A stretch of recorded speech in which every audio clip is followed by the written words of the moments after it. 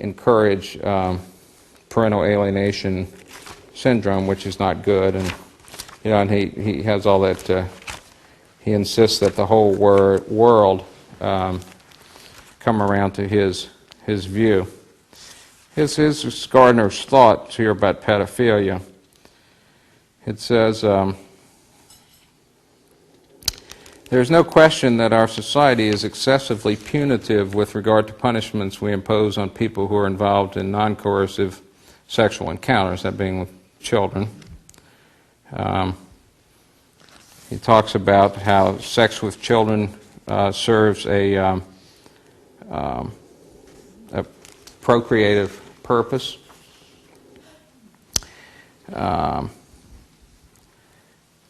He says, however, we have to develop much more pity than scorn for the pedophile.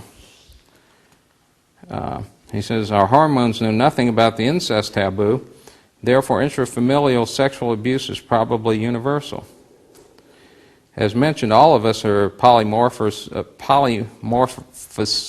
perverse as infants, and there's a bit of pedophilia in every one of us. There's no question that an extremely common reaction to the accused pedophile is, there but for the grace of God go I. And these sorts of pro-pedophile themes are in all of his writings, in all of his self-published works.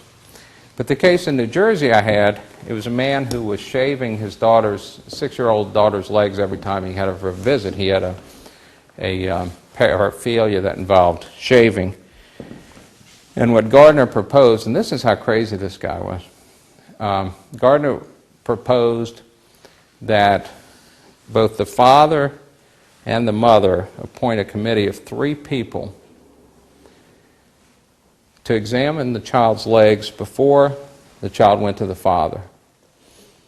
And it was in New Jersey in the wintertime, so she had to wear a skirt, even though she'd freeze, so that the committee could study her legs and rate the amount of hair between 1 and 5, and they had to come to a consensus. And then when she would come back from the father's house, they would reconvene and study the legs again, and then come to a consensus on the amount of hair between 1 and 5. Now I asked him, I said, what was 1? What was 0? He said, no hair. I said, what was 1? He didn't know. Of course, now he wanted this committee to come to some conclusion. And then he wrote a report saying that the father was shaving the child's legs during the visits. Then he called the mother and said she owed him $700. And she said, no, I paid you in full. So he immediately wrote to the judge demanding that the father get custody and that the mother's contact be terminated because she was obviously shaving the child's legs herself to induce parental alienation syndrome.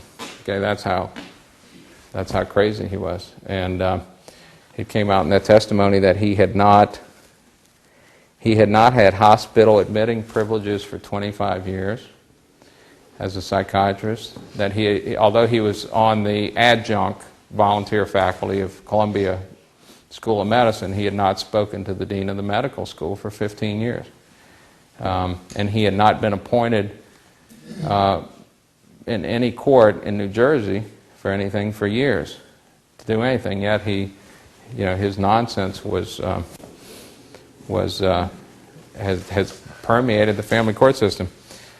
And I'll tell you how bad it is, and this is the only context where something would be allowed to exist in the way this parental alienation syndrome does. I'm going to read you 2 quotes, and you tell me if these are reputable organizations. This is from the report of the American Psychological Association's Presidential Task Force on Violence in the Family. This was published in 1996. Now, I cross-examine these psychiatrists, psychologists every day who, in these domestic violence cases, who belong to the American Psychological Association. They diagnose parental alienation syndrome. They've never seen this book. It says, quote, although there are no data to support the phenomenon called parental alienation syndrome, in which mothers are blamed for interfering with their children's attachment to their father, the term is still used by some evaluators in courts to discount children's fears in hostile and psychologically abusive situations. Okay, that pretty much says it. However, you continue to see it. Here's another quote. Child custody and visitation disputes must be understood in the context of family violence and abuse. Custody and visitation disputes appear to occur more frequently where there's a history of domestic violence. Family courts do not often consider the history of violence between the parents in making custody and visitation decisions.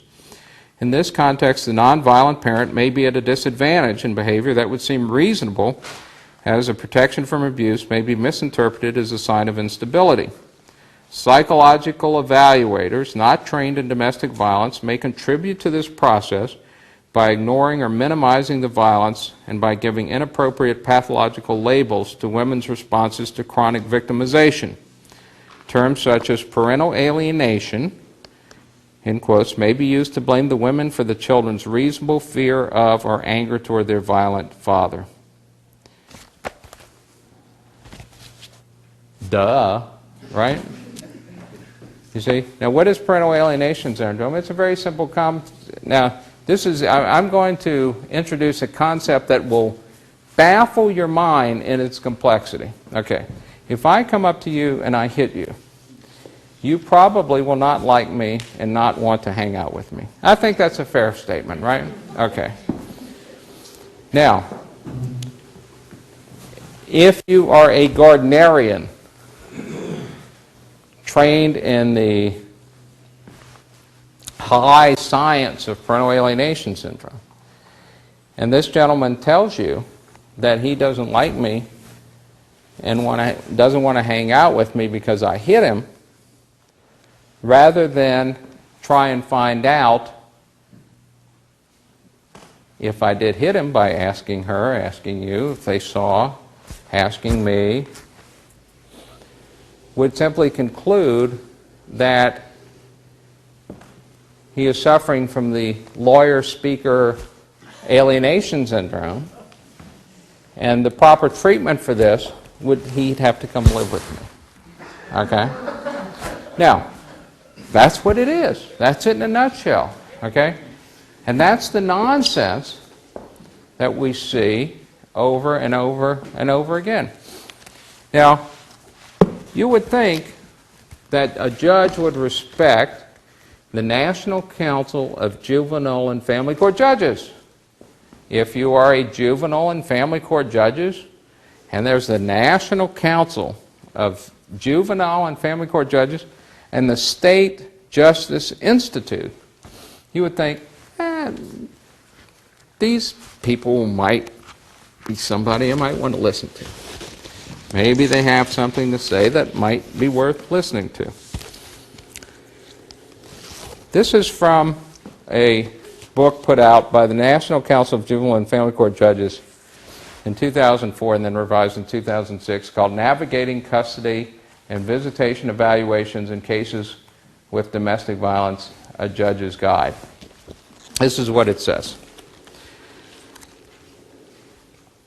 And this is so common sense. And the real experts in all this are the moms and the moms' friends. It amazes me how I get involved in these cases, and people who have never been drawn into the psychological arena are experts and understand things that the PhDs and the MDs and the judges just can't